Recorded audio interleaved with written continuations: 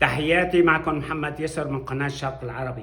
اليوم بدنا نحكي عن شبيحة المحرر المدمر، شبيحة بشار الأسد وإسقاط النظام. بدي أسألكم سؤال بس، هلا هدول الشبيحة اللي موجودين في المحرر اللي هو مدمر، هدول بده يسقطوا النظام؟ هدول شلة اللصوص والحرامية يلي عندهم معتقلات نفس معتقلات النظام، يلي بخطفوا وبسرقوا وبنهبوا وبرتشوا على الحواجز، هدول بده يسقطوا النظام؟ ايش بفرقوا هدول عن النظام السوري؟ بس سؤال.